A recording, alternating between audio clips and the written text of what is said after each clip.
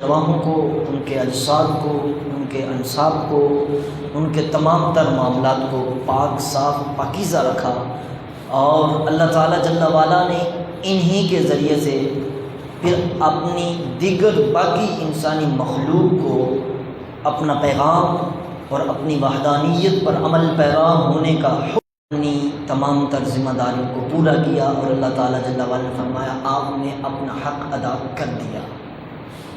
اور پھر ان کی گواہی کے لیے اللہ تعالیٰ جل وعلا نے گواہوں کو بھی مقرر فرمایا، اور فرمایا میں رب بھی اس پر گواہ ہوں۔ کا دور دیکھیں تو اس وقت لوگ دین سے دور تھے، اسلام سے دور تھے، بت پرستی عروج پر تھی، بت بناتے بھی تھے اور ان کو اپنا سب کچھ مانتے بھی تھے، ان کے توڑ کے لیے آپ آئے۔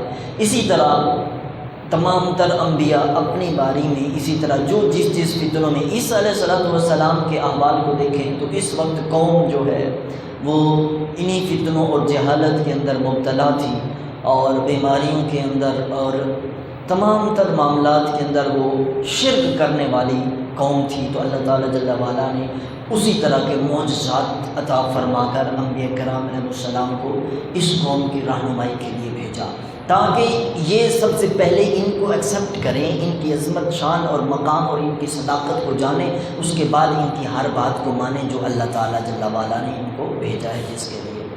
یہ مقصد تھا، اللہ تعالیٰ کی وحدانیت کا یہ پرچار کیا۔ سب سے پہلے وہ آنے والی ذات کی تعظیم، ادب اور احترام وہ ضروری تھا، اس کے لیے ڈیفنس تمام تر اللہ تعالیٰ جل وعلا نے مہیا فرمائی۔ اب جب یہ معاملہ نبوت اور رسالت کا مکمل ہوا، ہمارے پیارے آقا سرور دو جہاں حضور نبی کریم صلی اللہ علیہ وسلم ختم نبوت کا تاج پہن کر تشریف لائے، تو اس وقت جہالت کا دور، یہ دور جہالت کہا جاتا تھا، اور لوگ اپنی فصاحت اور بلاغت کو جو ہے وہ سب کچھ مانتے تھے۔ ہمارے پیارے نبی صلی اللہ علیہ وسلم کو اللہ تعالیٰ جل وعلا نے صرف معجزے نہیں دے کر بھیجا، بلکہ سراپا معجزہ بنا کر مبعوث فرمایا۔ آپ سراپا معجزہ بن کر آئے، جو جو جو ان کے اندر کدورتیں تھیں ان کو دور کرنے کی تمام تر آپ نے جو ہے وہ تبلیغ اور معاملات میں ان کو کنفیوژن کے اندر سے نکالنے کی ہر طرح سے آپ نے تبلیغ اور تعلیم اور تربیت فرمائی۔ جن کے نصیب میں، جن کے حق میں ایمان کی دولت تھی، اللہ تعالیٰ جل وعلا نے ان کو انعام کی دولت سے مالا مال فرمایا۔ اور یہاں یہ بات ذہن میں رکھیں، جن لوگوں نے اللہ تعالیٰ جل وعلا کے احکامات کو، جن لوگوں نے اللہ تعالیٰ جل وعلا کی نشانیوں کو، جن لوگوں نے اللہ تعالیٰ جل وعلا کے پیارے بندوں کو ادب اور احترام اور تعظیم کے ساتھ دیکھا، اللہ تعالیٰ جل وعلا نے ان کی زندگیوں کو رائے گاہ نہیں فرمایا، دنیا میں بھی ان کو عزت عطا فرما دی، آخرت میں بھی اللہ تعالیٰ جل وعلا نے ان کو نمایاں کردار کے ساتھ جو ہے وہ رونما فرمائے گا۔ یہ معاملہ چلتا رہا، لیکن جن پر مہریں لگی ہوئی تھی، ابو جہل، عتبہ، شیبہ جیسے، اللہ نے فرمایا محبوب آپ اپنا حق ادا کر رہے ہیں، کر دیا، یہ مہر شدہ ہیں، یہ بالکل بے ادب ہیں، انہوں نے آپ کا ادب نہیں کیا، تو یہ ہمیشہ تباہ و برباد اور ذلیل و رسوا ہو جائیں گے۔ تو ایسے ہی ہوا، چھوٹے بچوں سے وہ ذلیل و رسوا ہوئے۔ تو لہٰذا جب ختم نبوت یہ ختم، سلسلہ مکمل ہوا، نبوت کا نظام بالکل ختم، اس کے بعد یہ قیامت تک اس امت کی ذمہ داری تھی، اللہ تعالیٰ جل وعلا نے محبوب کائنات سرور کون و مقام حضور نبی آخر الزمان صلی اللہ علیہ وسلم کی امت کے علماء کو انبیاء کے علوم کا وارث بنا دیا۔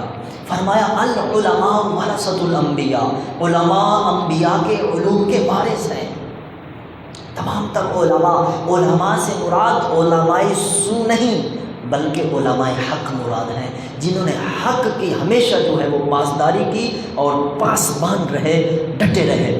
اب حضور نبی کریم صلی اللہ علیہ وسلم کے ظاہری زمانہ سے پردہ فرمانے کے بعد فتنوں نے سر اٹھانا شروع کیا، تو ان فتنوں کو فوراً کچلا۔ تو سب سے پہلے ان فتنوں کا سر کچلنے والی شخصیت سیدنا صدیق اکبر رضی اللہ تعالیٰ عنہ ہے۔ آپ سب سے پہلے جنہوں نے جو سب سے بڑا پہلا فتنہ اٹھا، پتہ ہے کہ کون سا فتنہ تھا؟ ختم نبوت کا منکر تھا، مسیلمہ کذاب فتنہ اٹھا، اور اس نے اپنی بستی قائم کر رکھی تھی، بڑے بڑے لوگ اس کے ساتھ ملے ہوئے تھے، اور مال اور پیسہ اور جاگیر کی لالچ میں آ کر لوگ وہاں چلے گئے۔ جب حضور نبی کریم صلی اللہ علیہ وسلم کا وصال ہوا تو وہ تو لوگ سر عام دین سے منحرف ہو گئے، رسول اللہ صلی اللہ علیہ وسلم کی ختم نبوت کے منکر ہو گئے۔ سیدنا صدیق اکبر رضی اللہ تعالیٰ، ایک طرف تو رسول اللہ صلی اللہ علیہ وسلم کی جدائی کا غم تھا، دوسری طرف یہ فتنہ، تیسری طرف ایک وہ فتنہ جو زکوٰۃ کا منکر تھا، چوتھی طرف وہ عیسائیوں کا فتنہ، اور پانچویں طرف یہودیوں کا فتنہ، چھٹی طرف منافقین کا فتنہ۔ اسی طرح تمام تر فتنے، شرق و غرب، دائیں بائیں، آگے پیچھے سے تمام تر فتنے حملہ آور، اور اسی طرح تھاک میں بیٹھے تھے کہ ان مسلمانوں کو اب ختم کر دیا جائے۔ اور رسول اللہ صلی اللہ علیہ وسلم نے جب دعوی اظہار نبوت فرمایا اور اسلام کا پرچم گاڑا، لوگوں کو اسلام کی دولت سے مالا مال فرمایا، تو مشرکوں نے، کافروں نے کہا چلو کوئی بات نہیں، یہ نبی ہے نا، اس کے بعد پھر ہم اپنا کام کرنا شروع کر دیں گے۔ کافروں کی، منافقوں کی، ظالموں کی، اسلام دشمن قوتوں کی بڑی لمبی لمبی دور دور کی سوچیں ہوتی ہیں۔ وہ موجودہ حالات کو نہیں دیکھتے، بلکہ موجودہ حالات سے چشم پوشی کرتے ہوئے اپنے آگے کے حالات کو دیکھ کر اس کا کام کرنا شروع کر دیتے ہیں۔ جب وہ وقت آتا ہے تو آٹومیٹکلی لوگ جو ہے وہ اس چیز کو فالو کرنا شروع کر دیتے ہیں۔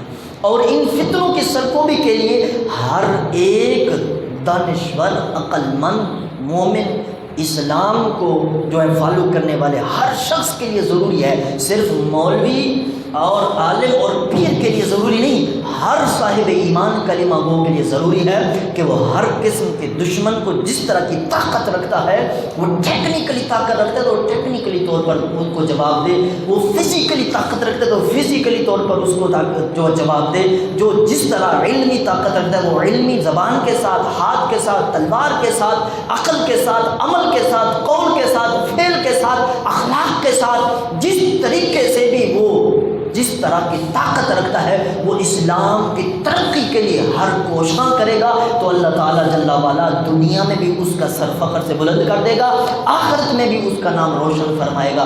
تو اسی طرح سیدنا صدیق اکبر رضی اللہ تعالیٰ نے بغیر کسی پریشر اور دباؤ میں آتے ہوئے، کسی قسم کی کوئی پرواہ کیے بغیر، آپ نے تمام فتنوں کا تھوڑے ہی عرصے میں سر کچل کر رکھ دیا، اور اسلام جو ہے پھیلنا شروع ہو گیا۔ آپ نے پھر شرق و غرب میں جہاں جہاں تک دین نہیں پہنچا تھا، اگر پہنچا تھا تو وہ لوگ دین کو ہلکا سمجھ رہے تھے، آپ نے وہاں لشکر بھیجے، وہ لشکر جنگوں میں گئے ہوئے تھے۔ پھر سیدنا فاروق اعظم رضی اللہ تعالیٰ عنہ کا دور خلافت آیا تو وہ لشکر جو جہاں پہلے سیدنا صدیق اکبر رضی اللہ تعالیٰ نے، یہ قیصر و کسریٰ جب فتح ہوا تو یہاں بھیجنے والے سیدنا صدیق اکبر رضی اللہ تعالیٰ تھے، پھر اس کے بعد ان کو لیڈ کرنا، نگرانی کرنی اور ان کا ہر طریقے سے ٹریٹ کرنا، سنبھالنا، پھر سیدنا عمر فاروق رضی اللہ تعالیٰ جب خلیفہ منتخب ہوئے، دوسرا اسلام کے دوسرے، تو پھر آپ نے ان کو سنبھالا، اور پھر ریاست جو ہے اس وقت کم و بیش 22 لاکھ مربع میل تک پھیل گئی، یعنی اس دنیا کی آدھی جو حکمرانی اور حکومت اور سلطنت تھی وہ اسلام کی تھی۔ پورا کفر، پوری دنیا اسلام کے نام لیواؤں سے ڈرتی تھی،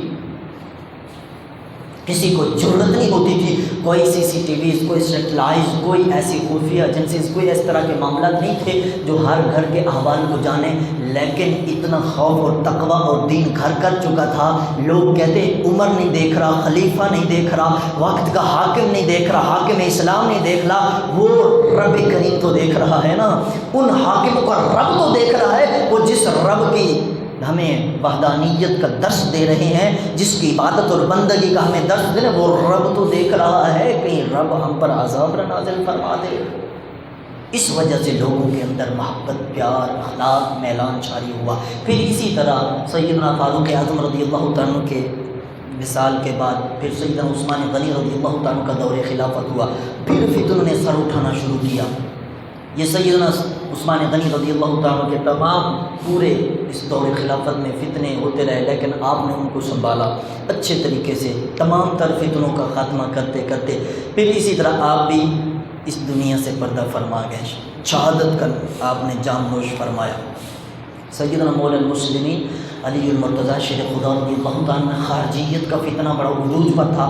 آپ نے اپنی تلوار کے ساتھ ذوالفقار کے ساتھ تمام خارجیوں کا خاتمہ کیا، جن کے بارے میں رسول اللہ صلی اللہ علیہ وسلم نے ارشاد فرمایا کہ یہ ہوں گے بڑے بڑے نمازی، پرہیزی اور اس طرح کے ان کی ہولی قد کاٹ اور ان کی اسی طرح کے معاملات ہوں گے، لیکن وہ قرآن تو پڑھیں گے، بڑا کمال کا پڑھیں گے، زبان جب چلائیں گے بڑی میٹھی زبان، لیکن قرآن پڑھیں گے لا یجاوز حناجرہم، ان کے حلق سے نیچے قرآن نہیں حلق اترے گا، اوپر وَلِسَانُهُ كَالسُّكَرِ وَقَلْبُهُ كَالْبِئْرِ، ان کی زبانیں شکر سے بھی زیادہ میٹھی اور ان کے قلب، ان کے دل بھیڑیے سے بھی زیادہ خطرناک. منافقانہ چال رکھنے والے ہوں گے، لیکن ایک ایسا بھی ہوگا مرد جو ڈنکے کی چوٹ پر اسلام کی سر بلندی کے لیے میدان میں ہر دور میں اترے گا اور ہر دور میں عوام کو، مسلمانوں کو، لوگوں کو آگاہ کرتا ہوا، اپنا کام پورا کرتا ہوا، اپنی ذمہ داری پوری کرتے ہوئے اس دنیا سے جائے گا. تو پھر اسی طرح نظام چلتا پھر جب فتنے آئے، یزیدیت کا فتنہ ہوا تو امام علی مقام سیدنا امام حسین رضی اللہ تعالیٰ نے اس فتنے کو ختم کیا اور ہر وہ قربانی دینے کے لیے تیار رہے ہر وقت میں جو جس طرح کی قربانی دینے سے اسلام ہمیشہ باقی رہا. آپ نے اپنی جان، مال، تن، من، دھن سب کچھ قربان کر دیا اور اسلام کا سر فخر سے بلند کر دیا. قیامت تک آنے والے مسلمانوں کو بتا دیا کہ جب ضمیر کے سودے کی بات آئے تو ڈٹ جاؤ حسین کے انکار کی طرح، کہیں اپنے ضمیر کا، اپنے ایمان کا سودا کر کے اپنی دنیا اور اپنی قبر اور حشر تباہ و برباد نہ کرنا. تو لہٰذا یہ سلسلہ چلتا رہا. پھر اسی ماہ میں اب ہمارے اس موجودہ 1-1.5-2 صدی کے اندر کے جو احوال ہیں ان میں بھی اسی طرح یہ سارے سسٹم، اگر میں اس طرح تعارف کراتا ہوں تو شاید یہی ہمارا وقت پورا ہو جائے. میں اپنے موضوع کی طرف آنا چاہتا ہوں. یہ سفر کے یہ آخری اختتامی ایام 28 اور 29 سفر کو دو عظیم شخصیات کا یوم وصال ہے، جن کو یاد رکھنا، جن کی بہادری، جرت اور شجاعت کو سمجھنا، سیکھنا، پڑھنا اور اس پر عمل کرنا یہ ہم سب کے لیے رہبر کی حیثیت رکھتا ہے. اللہ تعالیٰ جل وعلا نے قرآن کریم میں تمام انبیاء کا ذکر فرمایا اور ان قوموں کا بھی ذکر فرمایا اور فرمایا وَاذْكُرْ فِي الْكِتَابِ ابراہیم، وَاذْكُرْ فِي الْكِتَابِ موسیٰ، وَاذْكُرْ فِي الْكِتَابِ ادریس. یہ ساری باتیں کیوں فرمائی؟ اس سے تاکہ آپ کو نصیحت حاصل ہو اور جو اللہ تعالیٰ کی نافرمان قومیں تھیں ان قوموں پر عذاب ہوا تو ان عذاب کو پڑھ کر عبرت حاصل کریں، اور جنہوں نے فرما برداری کی ان کو جو مقام اور مراتب ملے تو ان کو ہمیشہ کے لیے رہبر کی حیثیت سے دیکھیں اور اپنی زندگی کو کامیاب بنائیں. یہ معاملہ ہوا. یہ تمام تر معاملات اسی طرح ہوتے رہے. اب دیکھیں اس سفر کے آخری دنوں میں کون سی عظیم شخصیات ہیں جن کا وصال ہوا. 28 سفر کو مجدد الفیضانی شیخ احمد سرہندی رحمۃ اللہ تعالی علیہ، آپ وقت کے حاکم جو اکبر بادشاہ تھا، پہلے شروع میں تو وہ دیندار تھا، اس کے بعد وہ ظالم ایسا ہوا کہ اس نے اپنا کلمہ پڑھوانا شروع کر دیا. وہ توحید کا منکر تھا، تو آپ توحید کی بقا کے لیے، اللہ تعالیٰ جل وعلا کی وحدانیت کے لیے تمام تر حاکم، اتنا بڑا حاکم تھا، اس سے ٹکر لی، نہیں ڈرے. ہمارے جیسے ہوتے نہیں جی حالات خراب ہیں، سپیکر بند کر دو، فلاں بند کر دو، فلاں کر دو، ہمیں پکڑا. تو پھر دین کی پاسداری اور حکمرانی اور غلامی رسول میں موت کی حیات ہے کہ نعرے بند کر دو اور چوہوں کی طرح بلوں میں جا کر بیٹھ جاؤ. ایسا نہیں. انبیاء کرام علیہ السلام بھی میدان جہاد میں آئے، صحابہ بھی آئے، اہل بیت اطہار کے عظیم شہزادے آئے جو رسول اللہ صلی اللہ علیہ وسلم آ کے کندھوں مبارک پر بیٹھ کر کھیلتے رہے.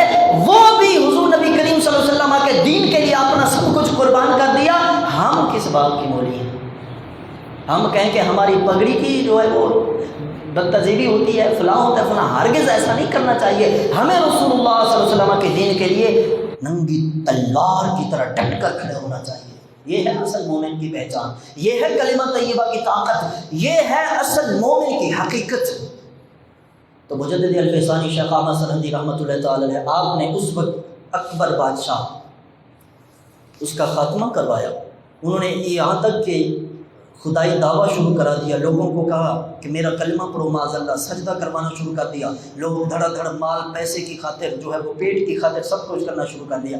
آپ نے اپنے مریدین کو فرمایا نا بھوکے رہیں گے، اللہ تعالیٰ کی وحدانیت اور توحید پر آنچ نہیں آنے دیں گے۔ پھر یہاں ہوا کہ مقابلہ ہوا، 2 اسٹیج سجے گئے، ایک اسٹیج خوبصورت اور قسم قسم کے کھانے لگے ہوئے تھے، اور اس اسٹیج کا نام تھا اکبری، اور دوسرا اسٹیج جو تھا اس کا نام تھا محمدی۔ حضور نبی کریم صلی اللہ علیہ وآلہ وصحبہ مبارک وسلم کا نام دیا۔ اب اس پر کیا اس نام مراد نام وقت نے کیا کہ تمام تر وہ خبائث چیزیں وہ رکھنے کی کوشش کی، اور یعنی کہ نکارہ کھانے اور ان چیزوں کو جو ہے وہ رکھ کر عوام کو پاور کرانا چاہتا تھا کہ دیکھو جو مجھے معاذ اللہ رب مانتا ہے تو اس کے لیے تو اچھے اچھے کھانے ہیں اور اچھے اچھے تحائف ہیں، اور جو شخص مجدد الفسانی کی باتوں کو مانتا ہے تو اس کے لیے تو پھر یہ کچھ بھی نہیں ہے۔ تو جو چاہتا ہے کہ میں اس کو کھلاؤں پلاؤں اچھا پہناؤں، اس کو ہر چیز پراپرٹی کا اچھا مالک بناؤں، تو وہ میرے دسترخوان پر آ جائے۔ تو آپ نے فرمایا نہیں، جو جانا چاہتا ہے جائے۔ آپ نے گول دائرہ فرمایا، آپ نے لوگوں کو وہاں بٹھایا، اور جب بیٹھ گئے اللہ تعالیٰ کو وحدہ لا شریک ماننے والے، تو بعد دوسرے جو تھے ایسا طوفان آیا کہ یہ سارے کے سارے اسی طوفان جو بڑا سٹیج بنا ہوا تھا خوبصورت تھا بظاہر، وہ غرق ہو گیا، اسی میں وہ سب کے سب غرق ہو گئے، پھنس گئے، یہاں تک کہ اس کی ٹانگیں ٹوٹ گئی، اسی تکلیف میں تڑپ تڑپ کر وہ جو ہے وہ اتنا مدہوش تھا۔ جب آپ کو بند بھی کروا دیا تو پھر آپ جیل میں بھی رہے، لیکن آپ نے کبھی اس کے سامنے اپنا سر نہیں جھکایا، ایسے متکبر شخص کے سامنے کہا میں یہ جھکتا ہوں تو صرف اپنے رب کی بارگاہ میں جھکتا ہوں، اس کے علاوہ کسی کے۔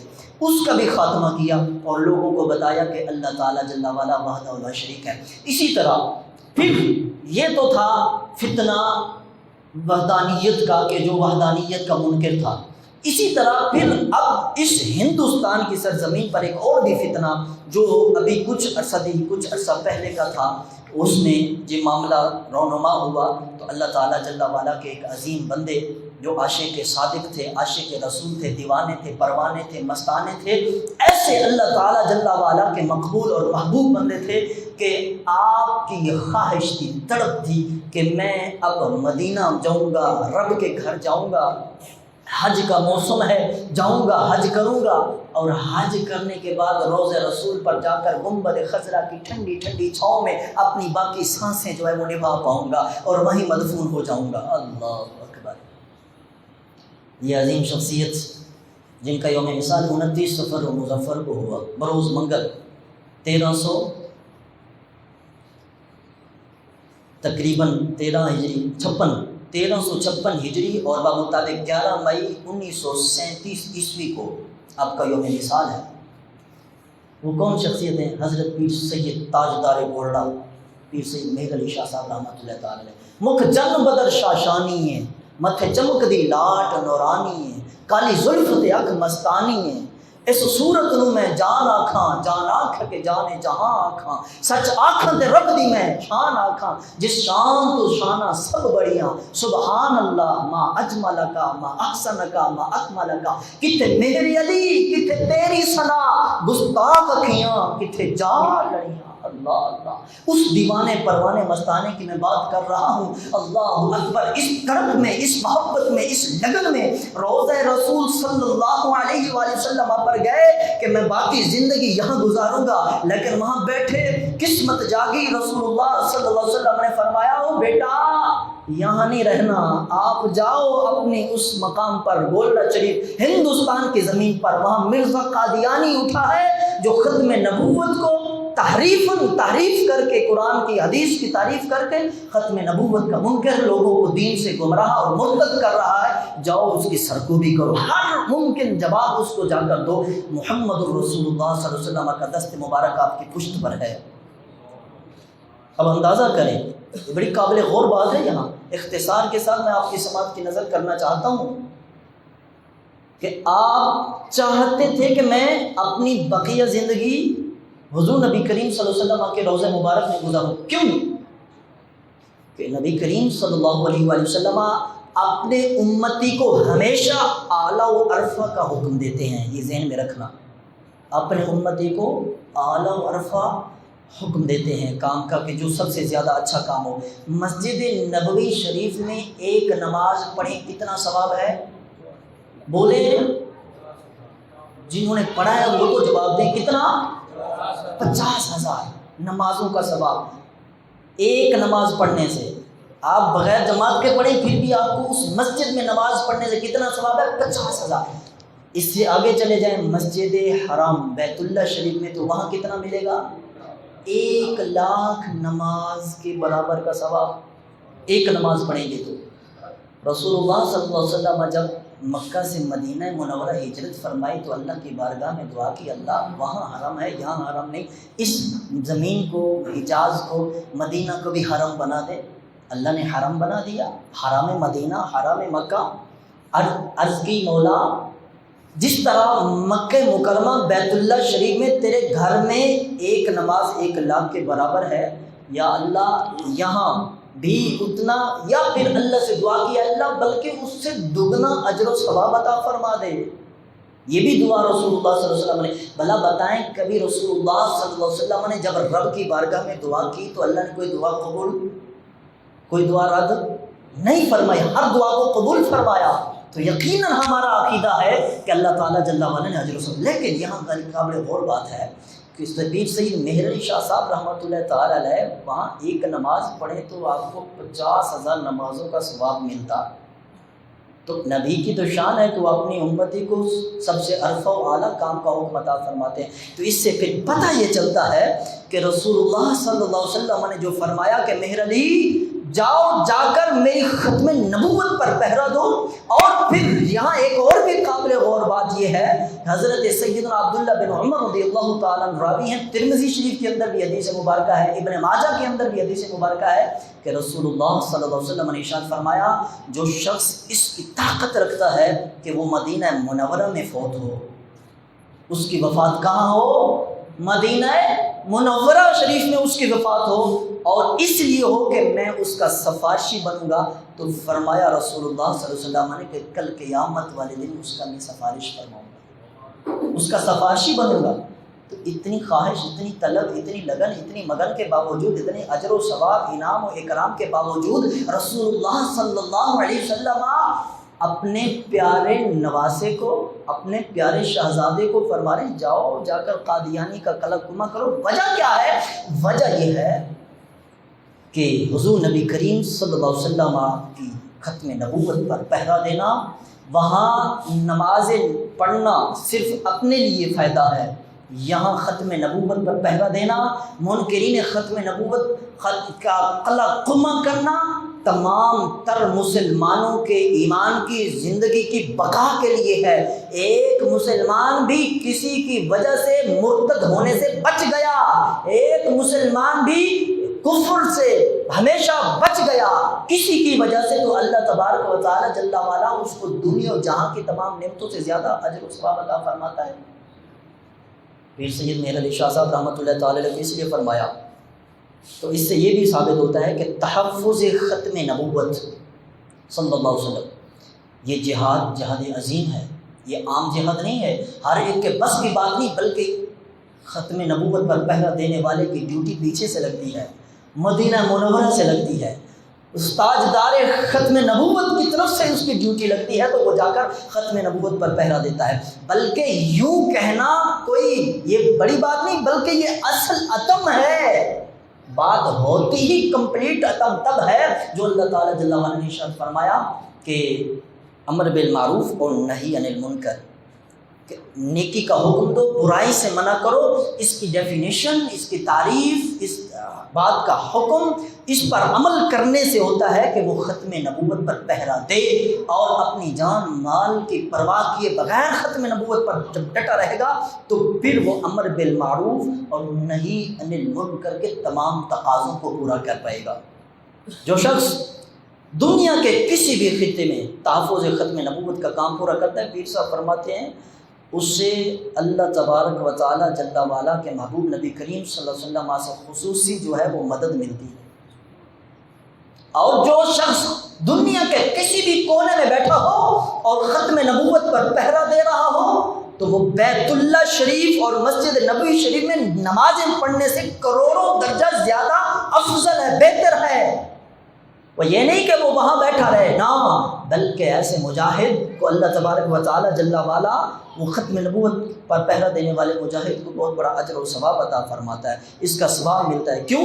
کہ اس کی کوشش سے مسلمانوں کا ایمان بچ جاتا ہے۔ اللہ تبارک و تعالی جل والا ان کو دنیا اور آخرت میں جو ہے بڑا اجر و ثواب اور عزتوں سے نوازتا ہے۔ پیر سید مہر علی شاہ صاحب رحمۃ اللہ تعالی علیہ پھر اس وجہ سے وہاں سے تشریف لائے۔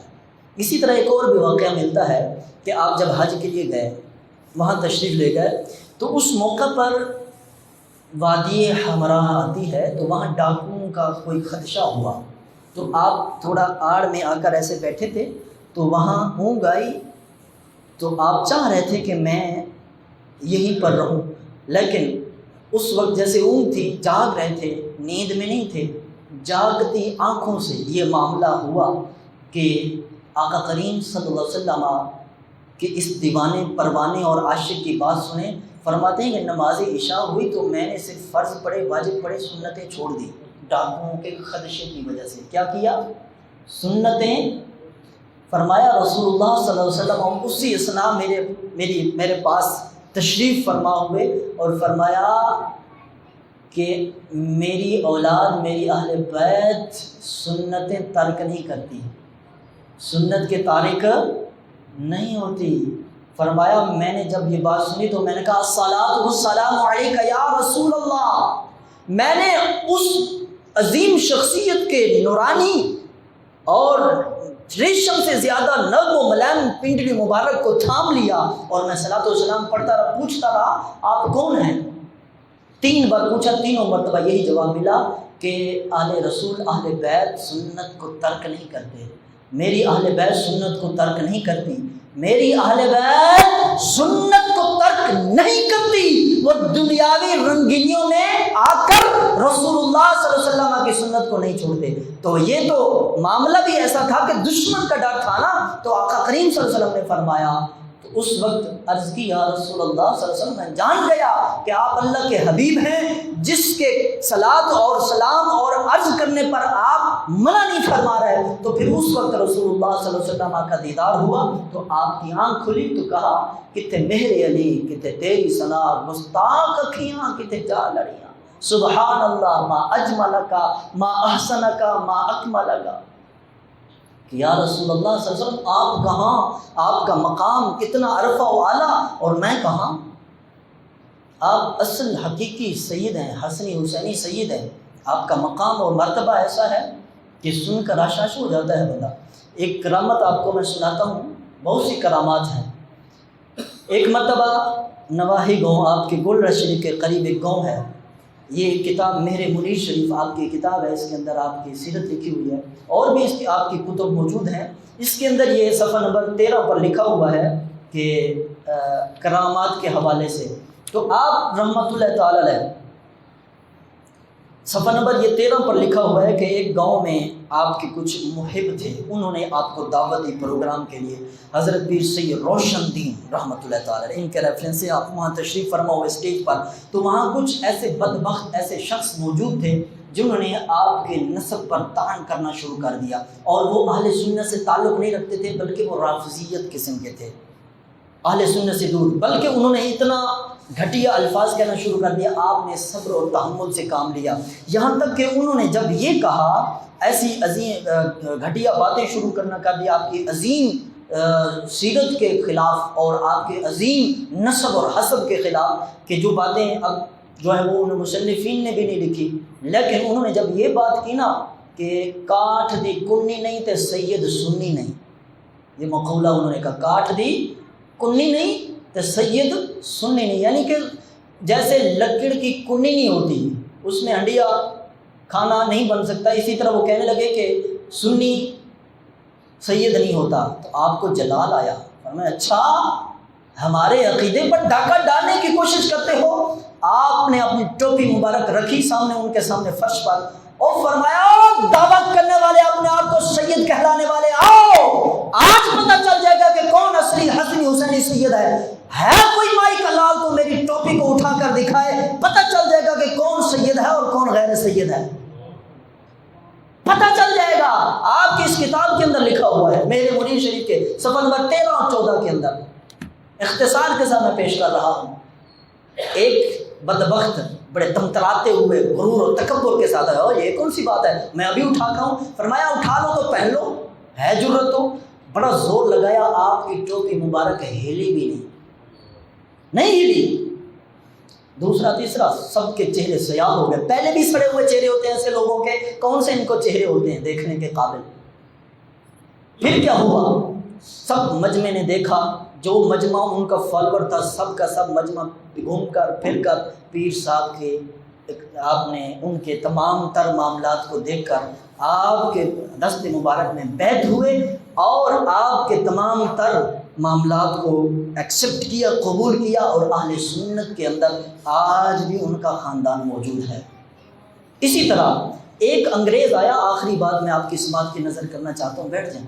ایک انگریز آیا اور انگریز پادری تھا، اور اس نے آ کر کہنے لگا پیر صاحب کے پاس کہ آپ بڑے دعوے کرتے ہو کہ میں سید ہوں، اور امام حسن اور امام حسین اور اہل بیت کی شان بیان کرتے ہو، اہل بیت کا مقام یہ ہے وہ ہے فلاں ہے، قرآن مجید میں بھی ہے اہل بیت کا نام، اہل بیت کا ذکر، امام حسین کا امام حسن کا قرآن میں دکھاؤ مجھے، میں مان لوں گا۔ پادری تھا، انگریز تھا۔ تو پیر صاحب رحمۃ اللہ تعالی علیہ آپ نے فرمایا قرآن پڑھے ہوئے ہو؟ اس نے کہا جی ہاں حضور میں پڑھا ہوا ہوں، اور میرے پاس اس وقت بھی قرآن موجود ہے۔ انگریز تھا، پادری تھا، قرآن اس کے پاس بھی تھا۔ آج میں بطور مسلمان اپنے آپ سے پوچھوں کہ میں قرآن سے کتنا واقف ہوں؟ جس دور پہ نازاں تھی دنیا، ہم وہ زمانہ بھول گئے، اوروں کو جگانا یاد رہا، خود ہوش میں آنا بھول گئے، منہ دیکھ لیا آئینے میں پر داغ نہ دیکھا جی سینے میں، جی ایسا لگایا جینے میں مرنے کو، ہم مسلمان بھول گئے۔ پیر صاحب نے فرمایا نکالو، اس نے نکالا اور قرآن کریم کھولا تو کہنے لگا حضور کہاں سے پڑھوں؟ فرمایا جہاں سے جی چاہے پڑھو، جہاں سے جی چاہے پڑھنا شروع کرو۔ اس نے پڑھا اعوذ باللہ من الشیطان الرجیم، عربی لہجے میں تجوید کے ساتھ۔ آج تو ہمیں خود بطور مسلمان شرم آتی ہے کہ ہمیں بھی عربی لہجے میں قرآن پڑھنا نہیں آئے گا، اللہ ماشاء اللہ۔ تجوید کے ساتھ ایک پادری انگریز ہو کر اس نے جب ادب کے ساتھ احترام کے ساتھ قرآن پڑھا، اسی ادب نے تو آپ کے قدموں میں لا کر اس کو کھڑا کیا اور ایمان کی دولت نصیب ہوئی۔ اس نے پڑھا بسم اللہ الرحمن الرحیم، فرمایا رکو رکو رکو، بس اتنا کافی ہے۔ فرمایا اب بسم اللہ شریف پڑھی نا، قرآن کریم کی آیت ہے، آدھی آیت ہے، حصہ ہے۔ فرمایا اس کے اعداد دیکھیں نا، علم الاعداد کتنے بنتے ہیں؟ 786۔ فرمایا اب آؤ ذرا میں آپ کو اپنے شہزادوں کے نام دکھاتا ہوں قرآن کریم سے۔